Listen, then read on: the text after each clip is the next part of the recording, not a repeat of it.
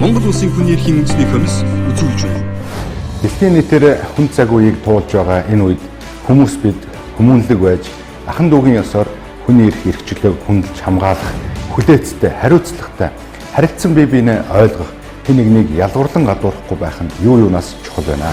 Бүх нийтийн эрүүл мэнд, үндэсний аюулгүй байдлыг хамгаалах үндслээр төрийн зүгээс 20 зэрийн тэглэн тогтоож, иргэдийн зарим эрх эрхчлөөг хязгаарлаж болох боловч хүний эрхэмсэг оршихуй, эрүүл аюулгүй орчинд амьдрах наад захын хэрэгцээ шаардлагыг хангасан нөхцөл боломжийг бүрдүүлж хүн бүрт хүндэтгэлтэй хандан харилцах ёстойг мартаж болохгүй. Манай улсын хувьд хүн ам цөөн, нутаг дэвсгэр уужим, нийгэм эдийн засгийн боломж бололцоо хязгаарлагдмал зэрэг хүчин зүйлээс хамаарч тангараг өргөсөн алба хаагчид бүхий л хүчээрээ та бидний эрүүл мэнд, аюулгүй орчны төлөө ажиллаж байгаа гэдгийг бас ойлгож, дор бүрнээ хүсэн зааварчилгааг захин биелүүлж хариуцлагатай байх шаардлагатай.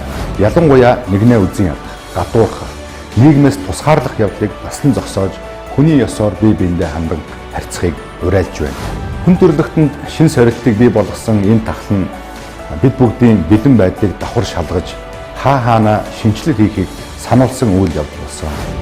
Тиймээс үүнийг боломж гэж харж илүү хүчтэй, илүү хурдан иргэн сэргэж хүний эрхийн төлөө нэгтцгээе. Хүний эрх, эрх чөлөөг орон даяар, цаг ямагт хүн бүрт. Монгол Улсын хүний эрхийн үндэсний комисс